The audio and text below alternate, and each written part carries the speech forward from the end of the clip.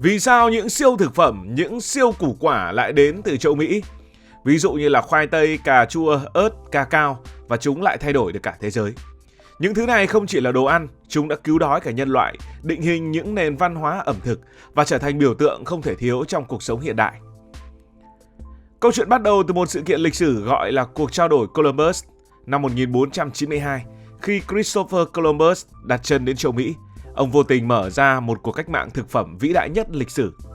Những nhà thám hiểm châu Âu đã mang khoai tây, cà chua, ớt, ca cao và nhiều cây trồng khác từ châu Mỹ về nhà.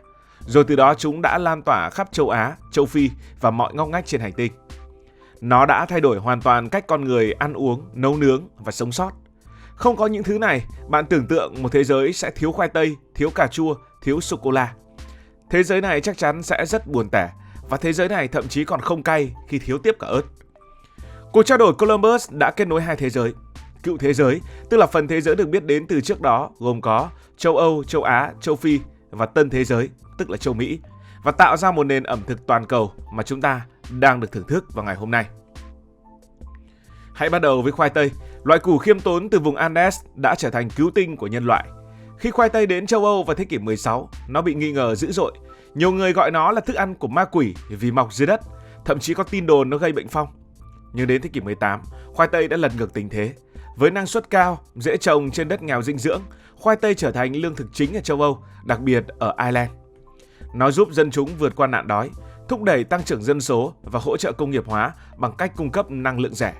Một sự thật thú vị, ở Ireland thế kỷ 19, khoai tây chiếm tới 80% lượng calo trong chế độ ăn của người dân. Nhưng bi kịch cũng xảy ra, nạn đói khoai tây vào giữa thế kỷ 19 do dịch bệnh đã khiến hàng triệu người chết hoặc buộc phải di cư, phần lớn là di cư sang Mỹ. Nó cho thấy tầm quan trọng của khoai tây với châu Âu lúc bấy giờ. Trong ẩm thực, khoai tây được dùng rất đa dạng, từ khoai tây chiên ở McDonald's hay ở chính căn bếp nhà bạn, khoai tây nghiền ở trong bữa tối Giáng sinh, đến bánh khoai Ấn Độ hay là canh khoai tây nấu xương ở Việt Nam. Khoai tây có mặt trong mọi nền ẩm thực. Khoai tây chiên là một trong những ngôi sao của ngành thức ăn nhanh, đóng góp tới 30% doanh thu của các chuỗi như là McDonald's hay là KFC. Ở Đức, người ta tiêu thụ trung bình khoảng 57 kg khoai tây mỗi năm, và đây là một trong những nước tiêu thụ khoai tây nhiều nhất trên thế giới, tương đương với việc gần như là bữa nào cũng ăn khoai tây. Khoai tây không chỉ là thực phẩm mà là một hiện tượng toàn cầu. Tiếp theo là cà chua, loại quả đã làm nên linh hồn của ẩm thực Ý và hơn thế nữa.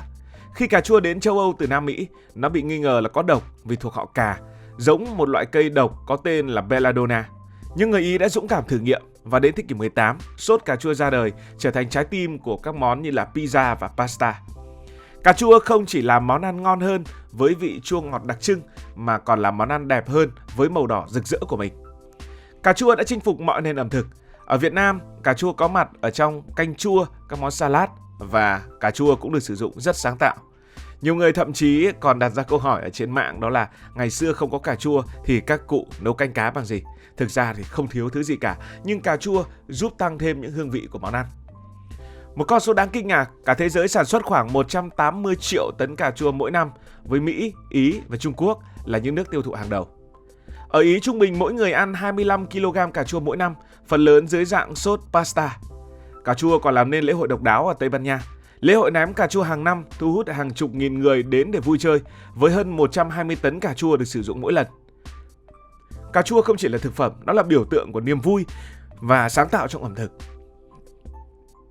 Giờ đến ớt, thứ gia vị đã đốt cháy vị giác toàn cầu. Ớt có nguồn gốc từ Trung và Nam Mỹ, được người bản địa trồng từ hơn 6.000 năm trước.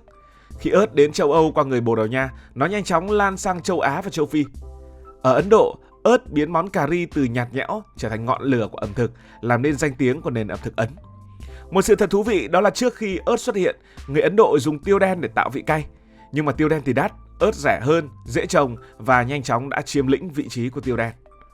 Ở Hàn Quốc, kim chi là một món ăn gọi là quốc hồn quốc túy, và kim chi sẽ chẳng là gì nếu không có ớt. Ở Việt Nam thì ớt cũng rất quan trọng, nước mắm ớt, tương ớt cho vào phở. Đó là những điều khiến thực khách vừa ăn vừa suýt xoa.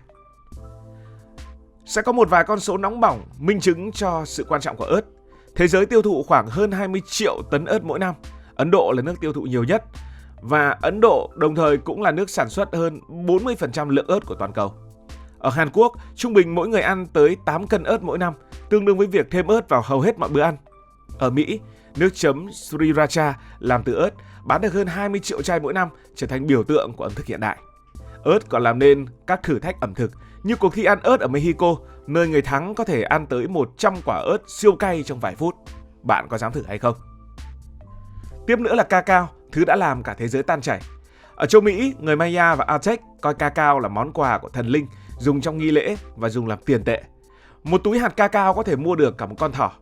Khi người Tây Ban Nha mang cacao về châu Âu, họ thêm đường và biến nó thành sô-cô-la, thứ đồ uống xa xỉ của giới quý tộc. Thế kỷ 19, sô-cô-la rắn ra đời và từ đó trở thành một món ăn toàn cầu. Ngày nay sô-cô-la là biểu tượng của tình yêu, của hạnh phúc, của sự ngọt ngào, dù rằng vị đắng của nó thì đôi khi còn nhiều hơn. Thế giới tiêu thụ khoảng 7,7 triệu tấn cacao mỗi năm, châu Âu chiếm khoảng 40%. Thụy Sĩ là nước dẫn đầu về tiêu thụ sô-cô-la với mỗi người ăn trung bình 8,8 kg sô-cô-la mỗi năm, con số này gấp đôi ở Mỹ. Ở Bỉ, sô-cô-la thủ công là nghệ thuật với hơn 2.000 tiệm sô-cô-la cao cấp trên cả nước. Sô-cô-la còn làm nên những sự kiện văn hóa, ví dụ như là lễ hội sô-cô-la ở Paris, nơi những đầu bếp tạo ra những bức tượng sô-cô-la khổng lồ, thu hút hàng triệu khách du lịch mỗi năm. Từ hạt cacao nhỏ bé, châu Mỹ đã tặng thế giới một di sản đầy ngọt ngào. Ngoài ra, bạn còn biết đến những loại củ, loại quả gì tới từ châu Mỹ hay không? Nhưng tại sao những thứ này lại đến từ châu Mỹ? Đầu tiên hãy nói về địa lý. Bàn tay của mẹ thiên nhiên đã tạo ra một châu Mỹ như một sân chơi hoàn hảo cho các loại cây trồng. Châu Mỹ là một lục địa siêu đa dạng trải dài từ vùng băng giá Bắc Cực xuống tận rừng mưa Amazon. Ở đây có đủ mọi loại địa hình, cao nguyên Andes cao chót vót, rừng nhiệt đới ẩm ướt, đồng bằng trù phú ở Bắc Mỹ. Mỗi vùng có khí hậu, đất đai, độ cao riêng như một phòng thí nghiệm tự nhiên khổng lồ. Nhưng thiên nhiên chỉ là một câu chuyện, phần còn lại thuộc về con người, những dân tộc bản địa ở châu Mỹ. Họ chính là những nhà khoa học vĩ đại và không cần đến phòng thí nghiệm. Những người sống trên dãy Andes đã thuần hóa khoai tây từ hơn 7.000 năm trước, biến một loại củ hoang dã bé xíu trở thành nguồn lương thực chính. Họ chọn giống, lai tạo, thậm chí phát minh ra cách sấy khô khoai tây để bảo quản qua mùa đông khắc nghiệt. Thậm chí người Inca có thể bảo quản chúng tới 10 năm mà vẫn ăn được. Với cà chua, những người thổ dân Nam Mỹ đã tỉ mỉ lai tạo từ quả dại nhỏ thành quả to mọng, giàu dinh dưỡng, phù hợp với nhiều món ăn. Họ không chỉ trồng mà còn biết cách dùng cà chua ở trong y học như là một loại thuốc để chữa đau bụng. Những người thổ dân còn sáng tạo ra kỹ thuật nông nghiệp thông minh mà phương pháp tiêu biểu gọi là phương pháp 3 chị em. 3 chị em ở đây gồm có ngô là 1, đậu là 2 và bí là 3. 3 chị em này được trồng cùng với nhau. Ngô làm giá đỡ cho đậu leo, cung cấp nitơ làm giàu đất. Bí che phủ đất để giữ ẩm và ngăn cỏ dại. Kỹ thuật này giúp nuôi sống tới 5 triệu người trong các thành phố cổ đại như là Tikal hay là Machu Picchu mà không cần máy móc hiện đại trong thời kỳ đỉnh cao của họ. Những siêu củ quả này không chỉ thay đổi ẩm thực mà còn tác động sâu sắc đến văn hóa và kinh tế. Khoai tây đã thúc đẩy công nghiệp hóa bằng cách cung cấp năng lượng rẻ, giúp châu Âu phát triển trong thế kỷ 18-19. Cà chua làm nên ngành công nghiệp thực phẩm chế biến. Ớt tạo ra những nền ẩm thực cay, làm bùng nổ ngành gia vị toàn cầu với trị giá hơn 20 tỷ đô. Sô-cô-la thì trở thành một ngành công nghiệp khổng lồ với những thương hiệu lớn và hàng ngàn tiệm thủ công. Chúng còn len lỏi vào văn hóa. Khoai tây chiên là ngôn ngữ chung của giới trẻ.